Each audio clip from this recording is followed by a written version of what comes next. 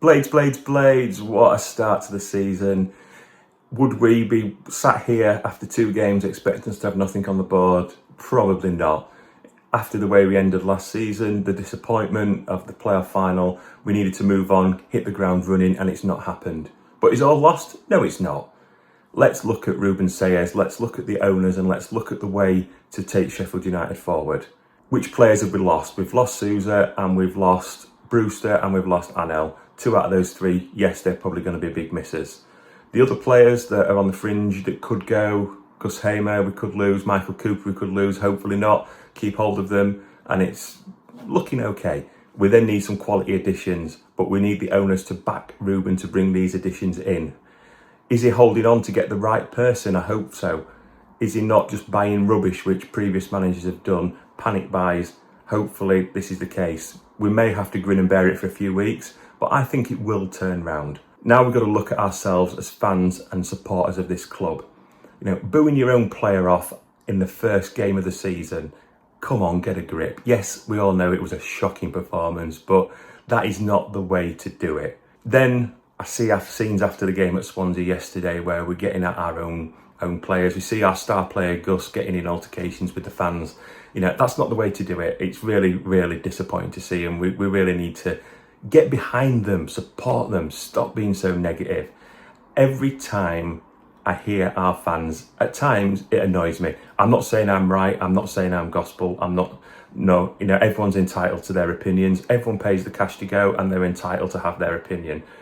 But we weren't happy with McCabe, we weren't happy with the Prince, we weren't happy with Wilder to start with, we weren't happy with 𝗍𝗗𝗏, then we weren't happy with Heckingbottom who took us to the Premier League.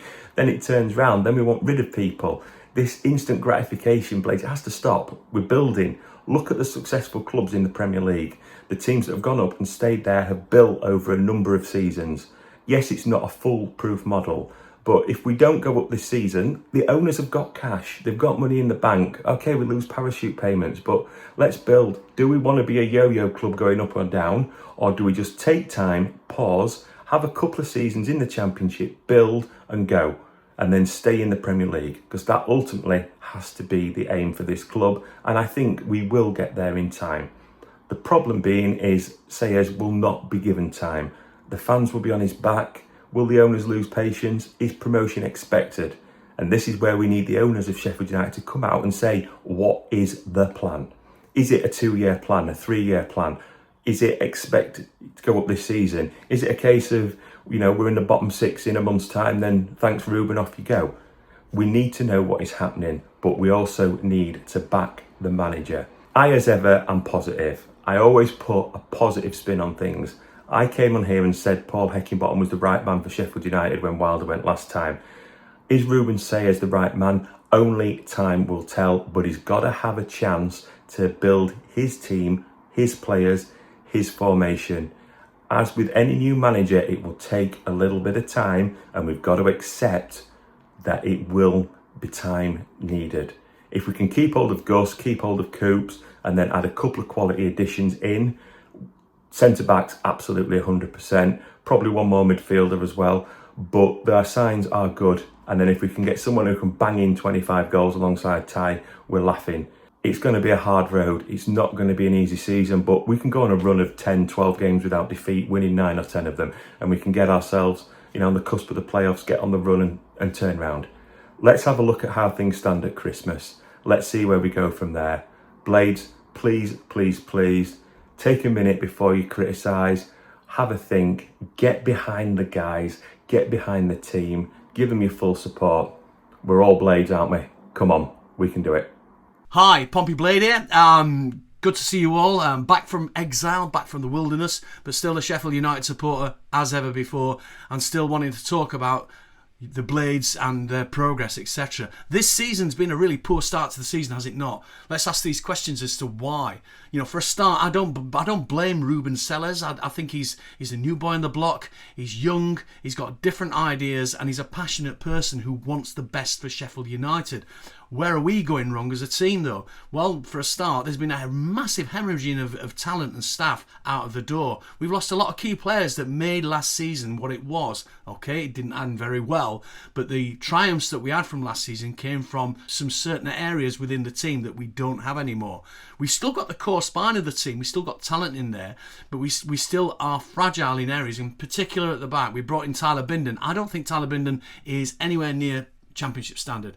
I think he's still a Div 1 player. I think he needs development. I think he needs to understand how this game in this division works, and also understand how the rest of the team works around him, because at the moment he is far short of where we need to be. The midfield is particularly weak still. Samari's looking bad. Is he the answer to Sousa's departure? I don't know yet.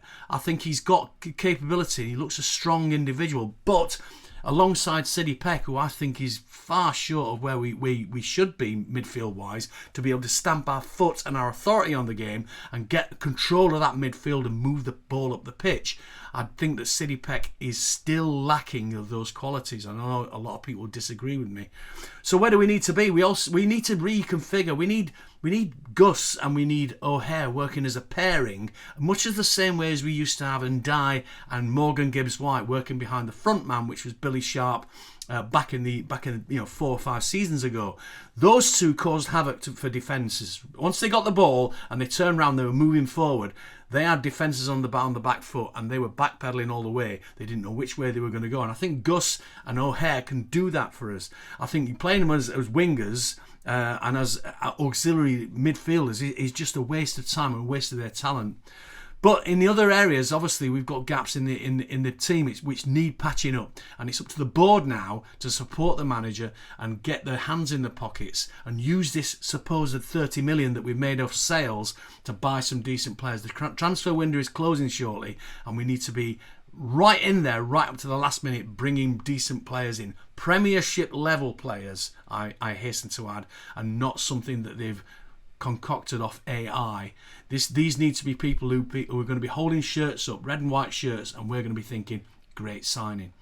But we'll see. We've got Millwall coming up next, which is always a tricky game at Bramall Lane. They always manage to get something out of us. Let's make sure we can actually come out the next game and make our mark upon them.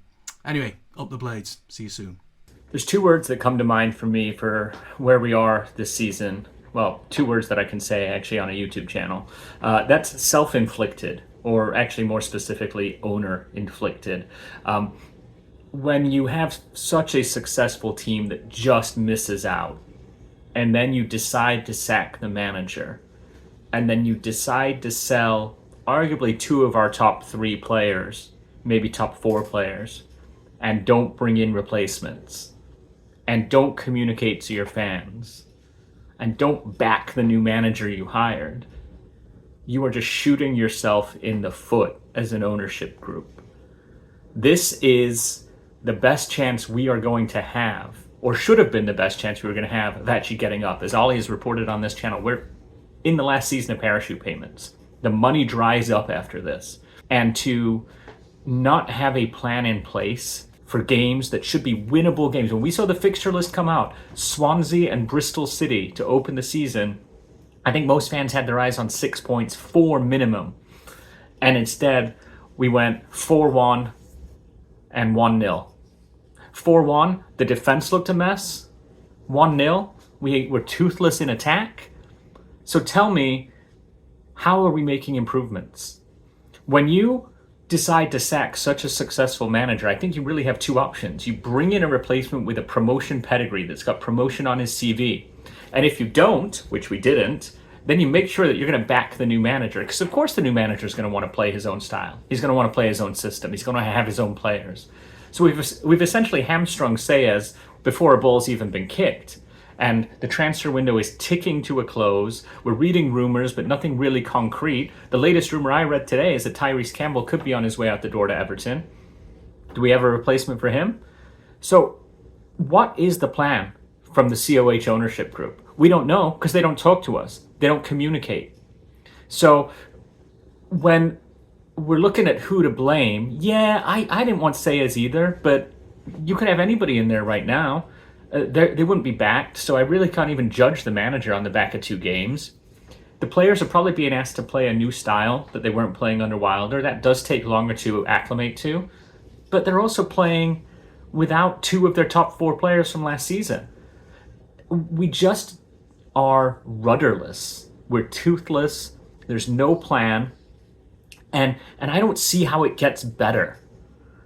And even if you do bring in those replacements, even if as the transfer window shuts, we get 2 or 3 in the door, we've wasted an opportunity to start the season on the front foot. 2 what should have been very winnable games. A team we beat 6-0 on aggregate in the playoffs came to Bramall Lane and stuck 4 past us. And if we'd have had some planning and made some purchases of some actual, legitimate championship players to get in the squad by day 1, we could have 4 points on the board. We could have 6 points on the board. Instead, we have none. You've got a fan base that is quickly threatening to grow toxic inside Bramall Lane. And we could be in for a very, very long season. A season in the championship like we haven't seen in a long time. I hope I'm wrong, as we've got a week or 2 left of the window. But I've got to be honest, pessimism is the order of the day. Yesterday was bad. There's no doubt about that. The second half was very depressing. O'Hare on the right didn't work, as I didn't think it would. He barely got involved in the game on the ball. I just felt like there were so many individual errors yesterday, so frustrating, so many poor touches, bad passes, overhit passes, underhit passes, people stepping on the ball, people falling over. It was bad, there's no doubt. But I don't see a pattern yet, and I think 𝗨𝗪 needs time. And he needs backing from the ownership. We need to get signings in. Everyone knows that. There's no point me saying that. Obviously, he said the transfer process hasn't been good enough. We all know that. Anel left. We haven't replaced him. We haven't replaced 𝗤𝗄. We've sort of replaced Vinny, which took ages. That one I have some sympathy for, because by all accounts we're waiting on a visa and, the Home Office, and there's only so much you can do to speed that up. But I think the delay in him coming in has definitely impacted us in terms of him not playing the first game, and even now he's still, getting to grips with everything. I see 3 separate games. I don't see a pattern. I see the first one where we played some really exciting attacking football in the first half against Bristol City and felt hard done by to go in 2-1 down, and then we started second half poorly. We conceded twice. 3rd goal, very poor defending. 4th goal, deflections. I have some sympathy there. And then the game was gone, and that clearly impacted the players. In the week, we changed 10 players. We sort of played a B team, and they struggled against a very, very good Birmingham City side. I think we saw which players are at the level and which players need loans. So hopefully we can get going on them quickly.